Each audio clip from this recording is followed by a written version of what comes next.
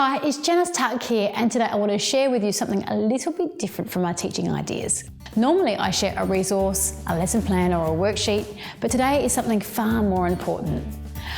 You know, our job as music teachers is not just to teach. I wish it were, and I wish all of us could walk into a school where we could just do our jobs and no one ever questions our needs for resources and equipment.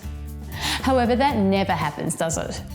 In practice, we are constantly forced to justify our position. We have to fight for lesson time and every cent of funding.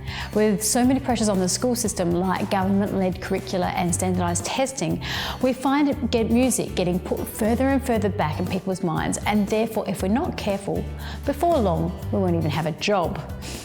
Now, over days, months and years of teaching, I know this really wears us down. We might do an absolute fantastic job one year, have hundreds of students do music and do an outstanding school musical, and yet the next year be told that we have to go back into the general classroom because music has been cut from the curriculum. This is why I feel that we can't be reactive to sell the benefits of music education. We have to be proactive, which means that, like it or not, we have to sell every day we step into the classroom.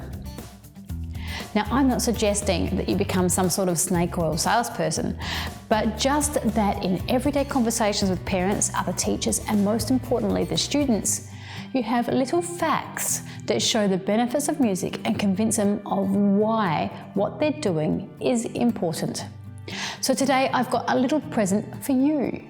Now, this came from our recent virtual music education conference, where one of the guests was the fabulous John Jacobson, who is well known throughout the world as an amazing choir leader and choreographer. In the interview, he casually said, "You know, I've been thinking about this advocacy stuff a little bit, and I've got a few ideas I'd like to share with you."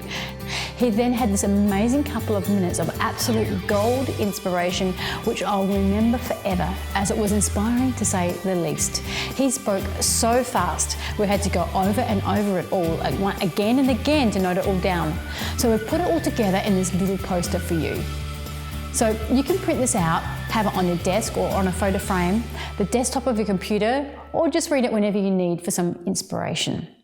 So remember, as John Jacobson said in his interview, we need to own it. We need to own it when we really understand and take in the things that John shared with us that day and that we've put on this poster for you. We own it when we can sell the benefits of music to our schools, communities, and to our students, and we won't have to worry about funding, teaching, or time being cut. Imagine, even if you just say this to yourself every day on the way to work, imagine what a great day you're going to have compared to thinking about what you can't do or what you don't have. Now, don't let those excuses creep in for you. Remember, you're not just a music teacher, you need to own it. Plus, John Jacobson is going to be back this year.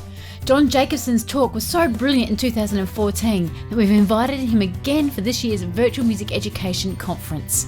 So stand by for more information about that very soon.